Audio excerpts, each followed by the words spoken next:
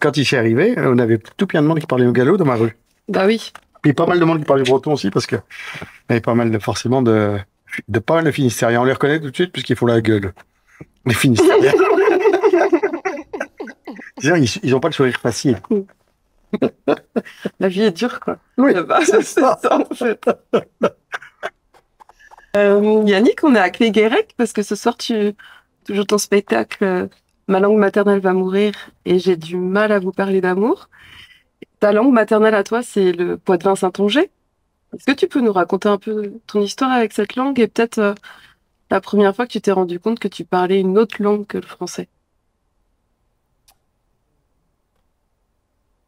Elle a écrit que oh, est la honte qui m'a permis de me rendre compte qu'il parlait une autre langue que le français. Ça qui est terrible dans nos langues minorées.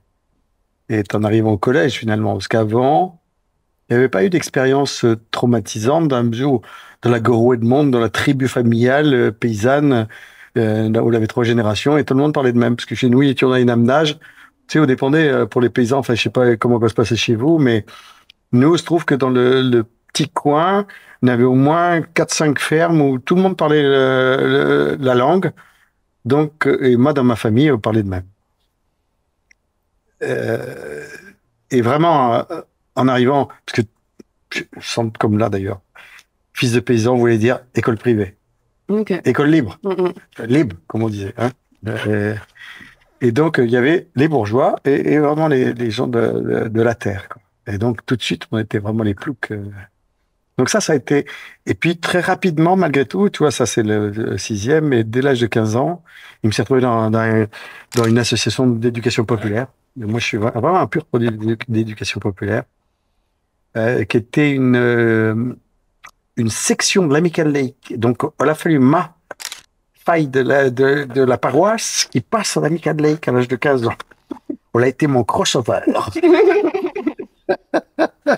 Et là, il m'en s'est jamais remis. Il s'est resté au pont, il s'est resté à caraler sur le mur entre les deux, parce que des deux côtés, il était lapidé vraiment par les gens de l'Amicale laïque, par les gens de la paroisse, et qui ont stigmatisé mes parents aussi, en disant que vraiment on était vraiment mal élevés déjà. Et à partir de ça, dans ce mouvement d'éducation populaire, qui était un mouvement assez fort, qui s'appelait l'UPCP, Union Poitou-Charentes pour la culture populaire, qui a groupé 75 associations sur tout le Poitou-Charentes et la Vendée, on a commencé à faire du collectage chez les vieux, collectage du patrimoine immatériel. Et il y avait vraiment deux mots d'ordre qui étaient inventaire de la culture du patrimoine immatériel et surtout création à partir de ce patrimoine. Pas laisser ce qu'on avait collecté dans le formol ou dans des archives, mm. mais en faire comment est-ce qu'on peut créer à partir de ça? Et je vois bien que j'en suis toujours au même niveau aujourd'hui, c'est-à-dire comment transformer une langue qui était une langue de la ruralité et de la paysannerie, quel est l'usage qu'on peut en faire aujourd'hui? Je pose sans doute la question dans le breton Oui, contemporain. ouais, dans le galop. Ouais, Complètement, ouais. ouais. Mm. Et quel est l'état justement de la langue maintenant? Est-ce qu'elle est, par exemple, je sais pas, enseignée? Est-ce qu'elle est transmise encore? Est-ce qu'on trouve des supports peut-être pour avoir des mots ou Ouais, bien sûr. Alors les supports, il fait partie de gens qui faisaient de la transmission. Donc moi, étant à cheval sur 2 régions, parce que il s'est né en Vendée, mais rapidement, j'ai parti de la Vendée parce qu'il n'était pas vraiment en accord avec De Villiers à l'époque.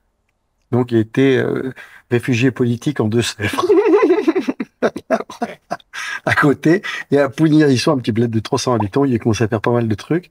Et maintenant, il fait partie de la Nouvelle-Aquitaine. Et on se trouve qu'en Nouvelle-Aquitaine, on a une politique linguistique très forte.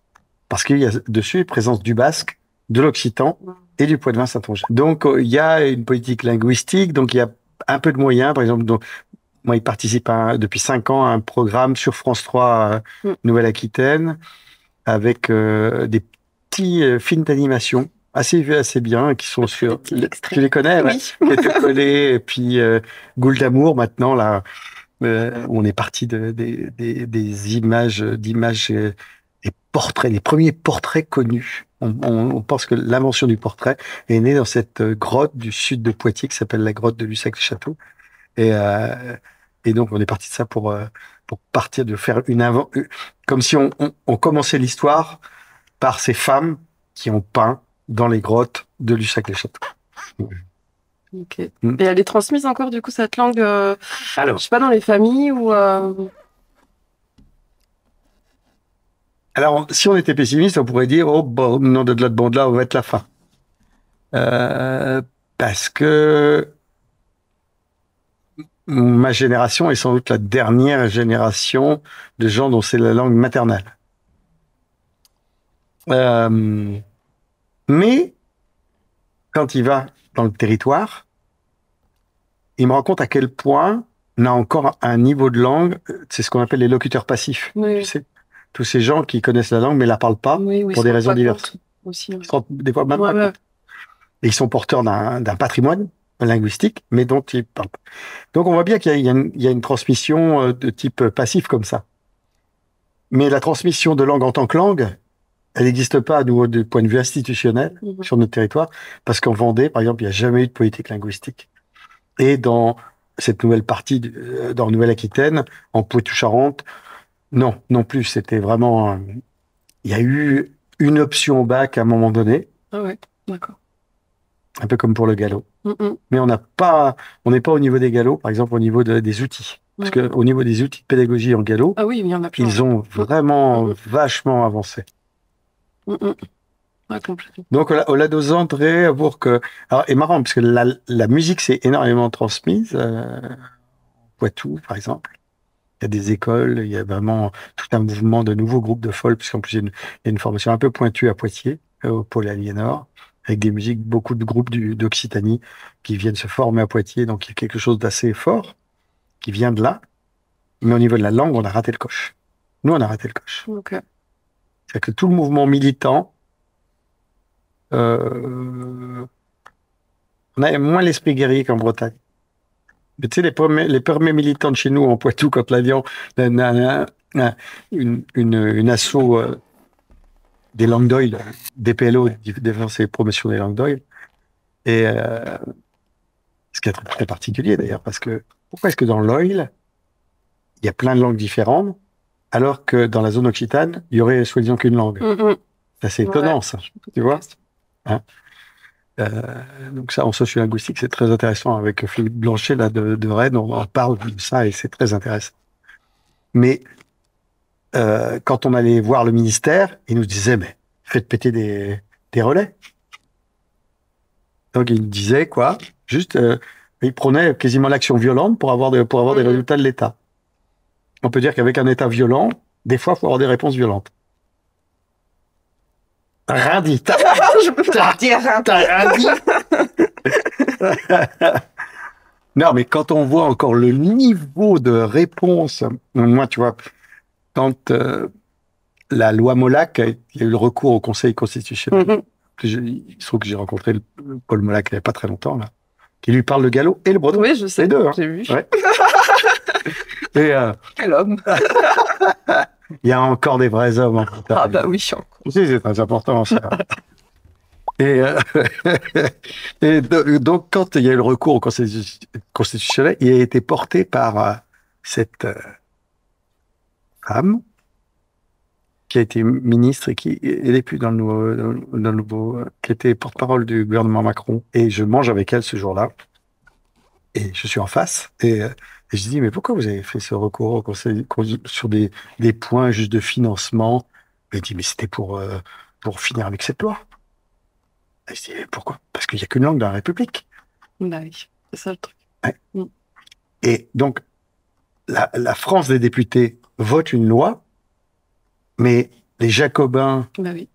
pétris de cette idée que la langue est le seul porteur de la citoyenneté française, Mm. impossible à entendre. Bah non, on peut pas être parler plusieurs langues, se sentir de plusieurs Non. cultures. Ou, Alors, nous, le peuple le plus riche linguistiquement d'Europe, on est les derniers ébobés, abrutis, dégénérés de la linguistique. C'est quand même ahurissant. Ouais, c'est clair. C'est vrai. Ton spectacle, son titre, c'est...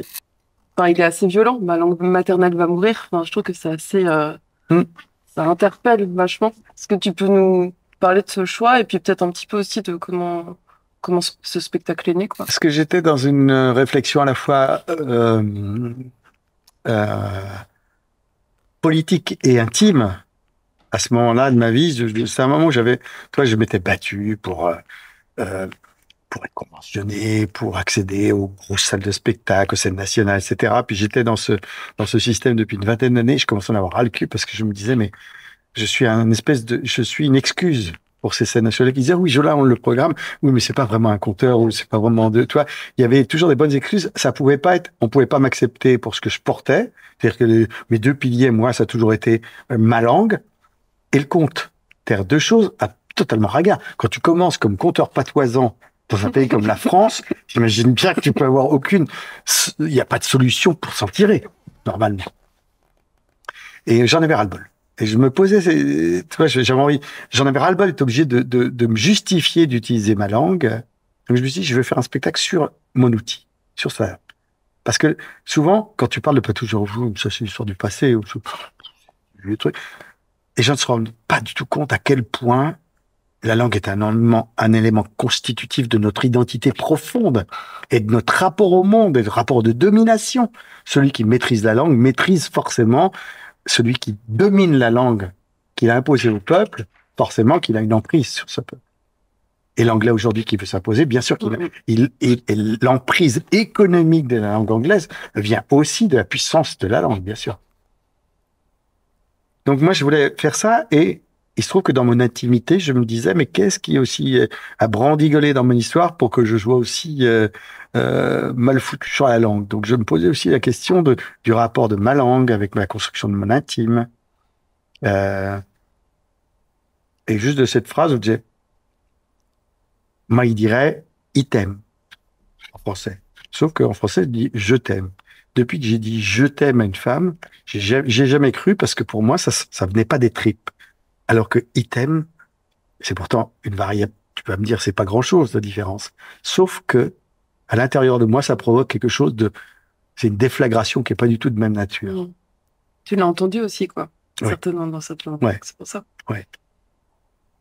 Et il voit bien que ma langue d'émotion profonde, elle se promène dans ma dorne on est pas le même André de Ma qui parle.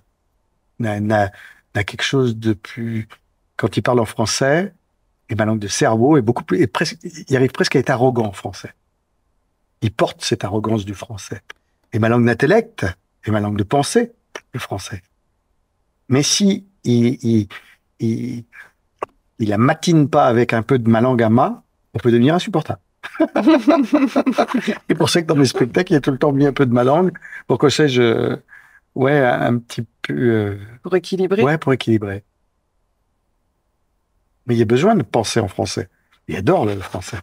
Mais c'est une langue qui est quand même, qui est en surplomb, qui est hors sol. C'est pour ça que moi, ma peur pour le breton, c'est que le breton, le chimique, est quand même une langue hors sol. Parce que c'est une langue artificielle qui est la langue maternelle de personne. C'est ce que je me tiens à dire à mes élèves tous les jours. Écoute. Et que forcément, que si tu ne raccroches pas ce breton chimique à une langue plus organique, on risque d'en faire une langue qui va porter son arrogance militante. C'est déjà le cas. Oui. Bon, je peux me faire que des heures. Mais qu'on puisse le dire aujourd'hui, veut dire qu'il y a aussi quelque chose qui a changé. Parce que ça, il y a 20 ans de ça, je suis pas sûr que tu pouvais pas le dire, ça. Je sais pas. Ouais. Bonjour les mondes, qui dit chez qui saille. Yannick Jolin, nessu et affié en parlange, en érusé de paysan. Pendant 2 ans là, il parlait rien de même. Et quand il devait dire un artiste caroulé, il décidait d'osmoser tout ce qu'il ferait avec chaud parlange. Il est tout de suite sauté qu'à cause de dessus. Il irait jamais aussi haut que les autres personnages artistes de même sous l'acma. Comment t'as eu envie de te mettre à compter? Est-ce que c'est un truc que t'as en toi depuis que t'es petit ou tu faisais des spectacles quand t'étais petit? Enfin, je sais pas. Oh, il m'en faisait tout seul, mais chez moi, je faisais pas. Mais non, c'est que dans les collectes d'histoires que j'ai faites quand il y avait entre 15 et 25 ans, il a collecté des contes et à un moment donné, on nous avait dit, eh ben, faut les raconter. Et en me mettant à raconter des contes que j'avais collectés chez les vieux, il s'est passé une espèce de miracle intérieur de moi. Il y a un double miracle. Enfin, une réorganisation intérieure de moi qui a fait que je me suis senti vraiment dans une verticalité, qui était que immédiatement, je suis mis à moderniser le conte, à faire ce que tous les conteurs du monde entier ont fait, c'est-à-dire à adapter le conte à ce qui t'entoure. Comme la Meumée qui allait voir, qui me racontait le Barbe Bleue et qui, pour appeler ses frères, apprenait le téléphone pour appeler ses frères, alors que l'histoire lui avait été racontée avant la guerre 14-18 en Vendée, n'avait pas un téléphone. Elle nous avait fait immédiatement parce que il serait pas venu à l'Idaille de faire comme dans le conte ancien, de mettre un petit billet en papier au collier de son chai pour aller chercher les frères. Tu vois? Et donc, de tout temps, les conteurs avant adapté, de tout temps, les conteurs avant habillés avec des hardes modernes, des récits qui se promènent dans nos intérieurs parce qu'on est nos figures de notre humanité depuis le début des temps. Voilà. Donc, tout d'un coup, il a compris la puissance du conte dans son évocation de notre humanité profonde et de leur modernité, parce que de tout temps, les contes se sont adaptés et sont capables de dire notre monde, de dire le dessus du monde et le dessous du monde. Donc ça, elle a été quelque chose d'absolument extraordinaire pour moi. Et il est tout de suite ressenti le truc de relation avec le public. Dès qu'il racontait un conte, il sentit un espèce de fil qui se tendait avec le public. Et je me suis dit, putain, mais là, il me sent à ma pièce en train de dire ça devant des gens. Donc ça a été vraiment un peu de révélation. Okay. Et t'habites en Bretagne. Comment est-ce que ton combat, il peut résonner aussi chez nous? T'as un peu répondu tout à l'heure, mais par rapport aux langues de Bretagne.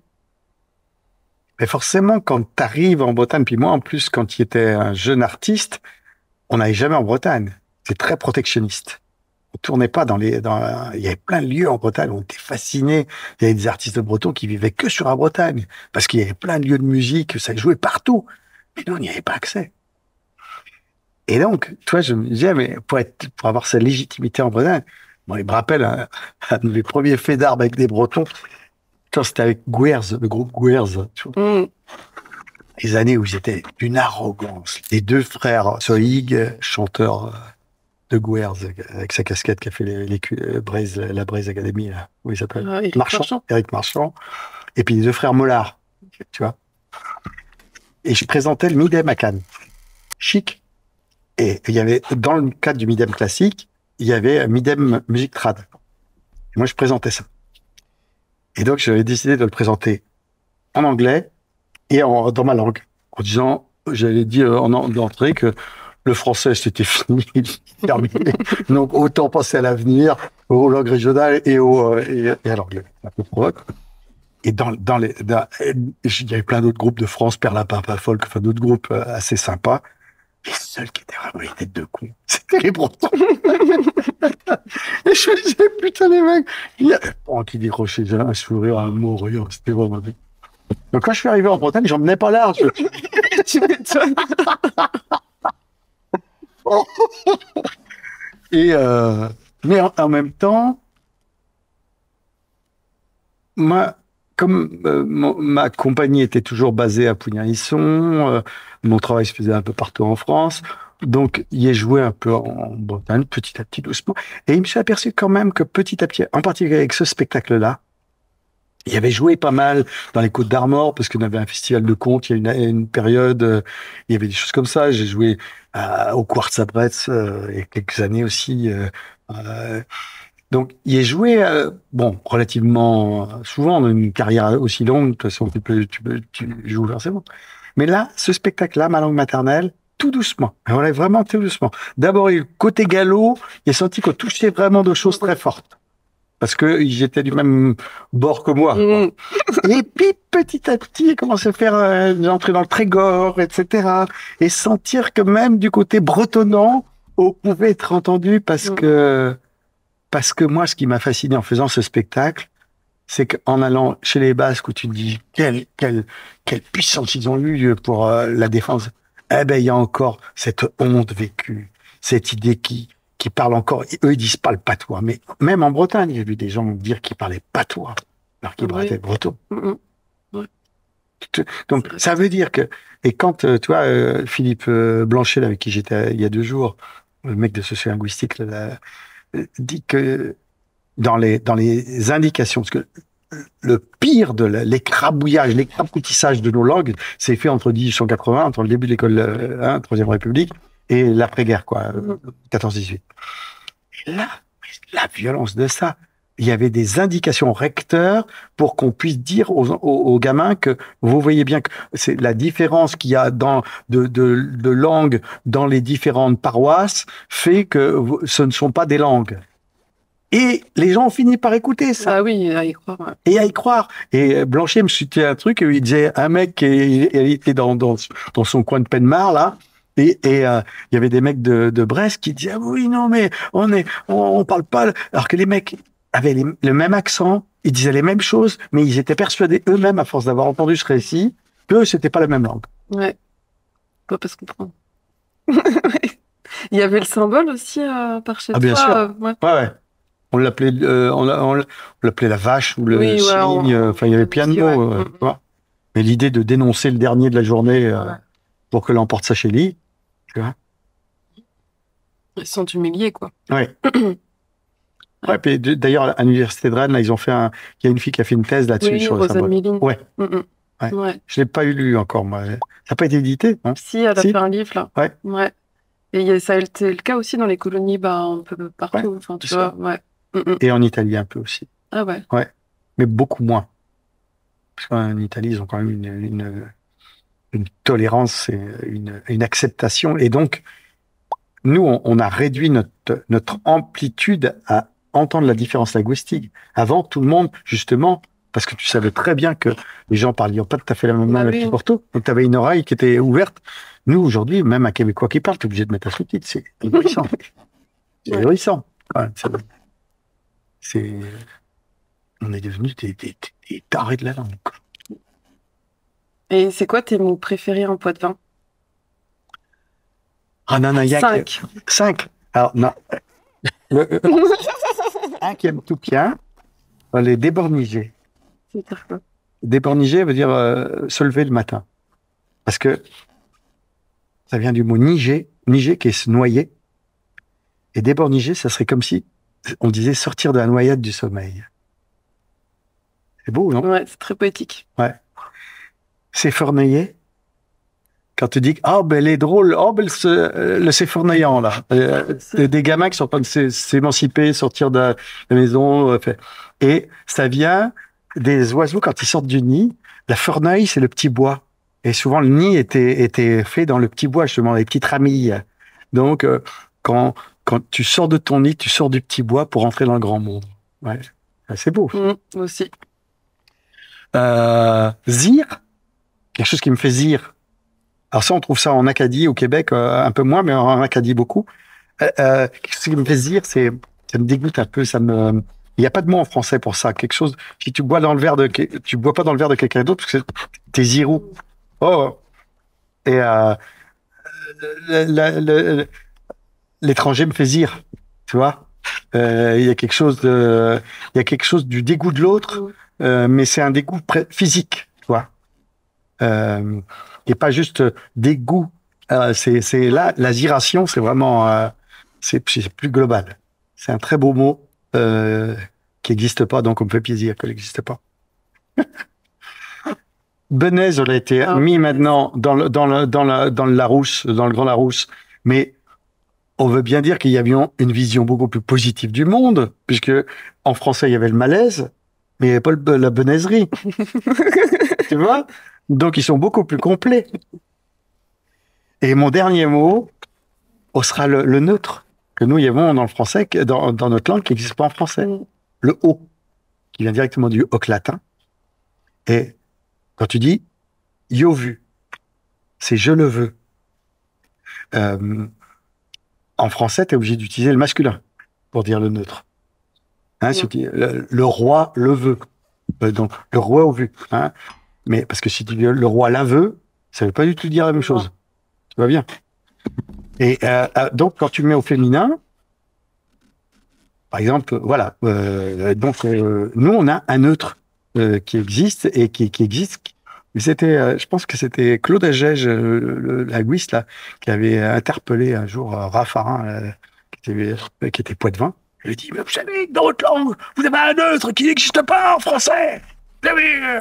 L'autre était un peu fait un tiens. Donc il aime bien ce O. C'est assez beau, un O.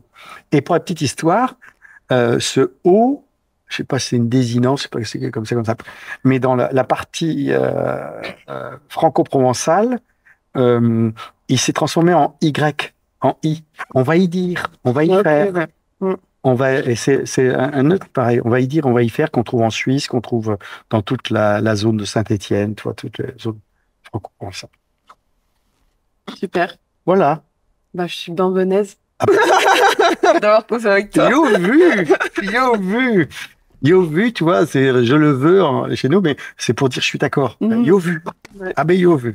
Il y a de bons spectacles ce soir? Et puis, il va pas dire parce qu'il faut dire rien. Ah, faut rien Bon, dire. faut rien dire Bon, après. bah, Tu je sais, dis rien alors. yo vu. Merci, Annie. De rien.